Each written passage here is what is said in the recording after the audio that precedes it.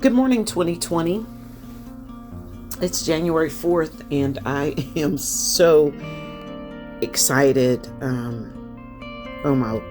It's so much going on in the earth right now. There's so much going on in the outer earth, this whole global earth. And there's so much going on inside of my earthen vessel, so much in my earth, in my community, in my environment in which I live. It's just a glorious, great day. And it's such a pivotal time. There are a lot of alerts, a lot of alarms. There are a lot of things that are transpiring in the atmosphere. The U.S. has launched an airstrike that killed one of the allegedly mastermind terrorist groups leader. It's just a lot. They are having raids on the U.S. Embassy. There is, even in the news today, the people are marching and chanting "Death to America." And this is the season that we're in. There's a revolution going on, and there is so much. And if you remember some of the things that I've already said to you about 2020 and about what 2019 was and the awakening, and there's just so much shift and change in the atmosphere as we are ushering in this new decade. And so we're in a new season. We were already bringing it about in October or September, October. That new season was starting to really unveil itself and be seen. And here we are with this airstrike. We have this war, 3,000 troops being shipped off.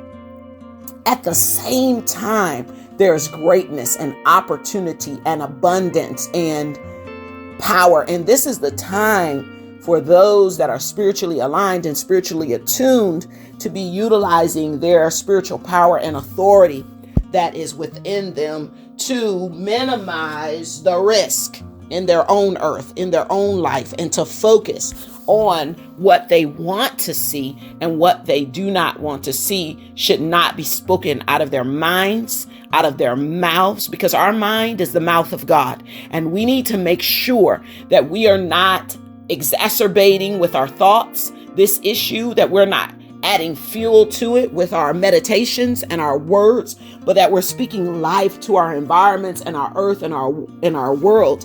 And I am speaking life to the people that are in Baghdad. I'm sending love their way. I'm sending peace into the atmosphere because it's necessary. My son and I were talking about how the wars of World War I and World War II started, and it was very similar.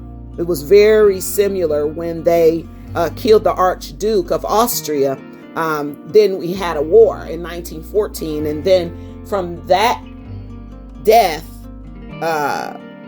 between the death of the Archduke of Austria and yesterday was 106 years, we had already completed a full 100-year cycle already in the earth. And here we are again in a very controversial time where there's a new age, a new great year cycle happening at the New Year's Eve royal meeting. You know, I shared how 2020 was the breaking of cycles. It was the breaking of cycles in the earth and breaking of cycles in individual lives. And there's a new era that is arriving. And then here we are with this launch and this airstrike. I mean, it's just, I say this with humility. It's phenomenal. We need to pay attention. The Spirit speaks in a lot of different ways. And remember that we all have power, and we all have creative power and authority as human beings on the earth that are made in the image and likeness of God. Whether those human beings are doing the right things all the time is irrelevant. We still have power to make things happen, and we have to make sure that those of us that are love-minded, light-minded, kingdom-minded, are oriented with words and thoughts that fuel the atmosphere with things that diffuse the situation. And so here we are. We're in the age of Aquarius, and a lot of people don't understand when the new alignments of the heavens come. The Aquarian season is the alignment of the new heavens. We don't understand when Aquarius rules the sky, the stars, and the atmosphere, and how it shifts the other stars and planets, and what the alignments are, and what that energy pull is on our very earth. The New Year's will destroy one particular cycle. And so here we are destroying a cycle. See, when Jacob's cycle was destroyed and then Israel's cycle was destroyed, those are names of new great years that are about to come into season. And when these things happen, a lot of times they're symbolized as people. But here we are in a Trump era. Here we are in a Solomonian era. Here we are in an Obama era. You know, we find ourselves in these different cycles. And so all the old guards, we're in a place where all the old guards have to perish. And during the time of Christ, that was the Piscean age. That was the rule, the fish, the Piscean age. And so all of those institutions and seasons and churches and political systems and empires and dynasties and ways of thinking, that's all they are, ways of thinking. They have to evolve. They have to be destroyed because there is a new frequency. There's a new sound. There's a new earth, a new heaven being birthed in the minds of the people. And so we have to, as spiritually minded people, we have to respond in a spiritual manner, not in our flesh and not in the emotions.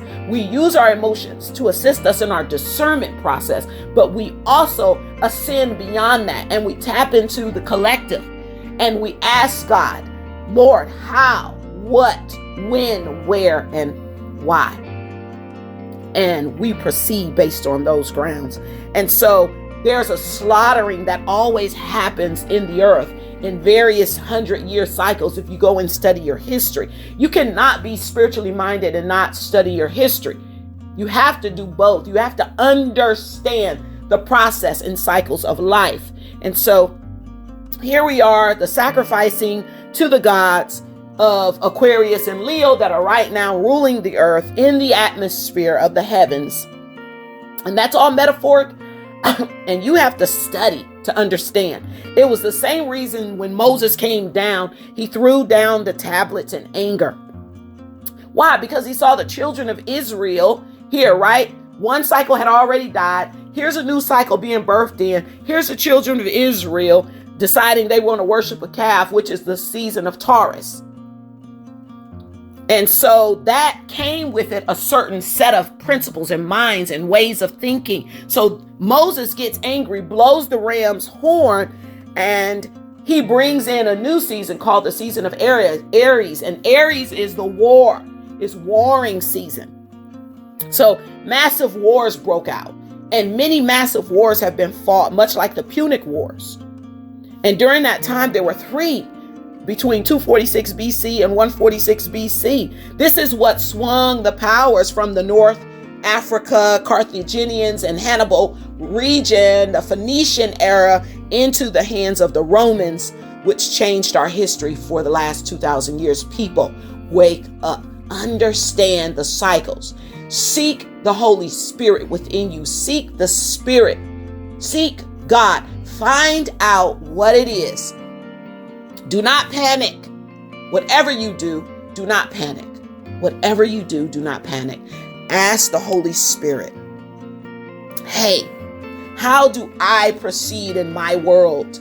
How do I continue to create a life of joy, love, and peace? How do I resonate that into the atmosphere? How do I continue to live out my dreams? How do I continue to prepare myself? What is it that I must do in order to counteract, in order to tap in? We have been having for the last 7 days, 5 a.m. prayer, and our focus has been border entry. Border entry, meaning borders, our physical borders, our spiritual borders, our borders, which are our ears and our eye gates and our mouths, and ways that we receive information, how we control and manage ourselves during this time is very, very, very important. Listen to me. It's important that we understand. It's important that we understand the seasons that we're living in and that we flow. So take this time, prepare yourself, your mind, be alert. I'm not asking you to be passive. I'm asking you to be alert in this season. I believe that we all have power and authority, so we have the ability to stop some things. We have the ability to close off some things. We have the ability to redirect energies and people's minds and frequencies and create sounds in the atmosphere that usher in the type of world we want to see. Rise up, allow the spirit of love, which is God, allow love to permeate, to ooze out of you. Everything you do should be about the spirit of love. What would love do? Love, pure love, not conditional, not if you do this, then we do that, not with terms and conditions, but just love, a blanket of love. If we could blanket the earth with love and mercy and grace, if we could do that in the spirit realm, all of you that have authority and power, I'm calling on you this morning to send out a word of love.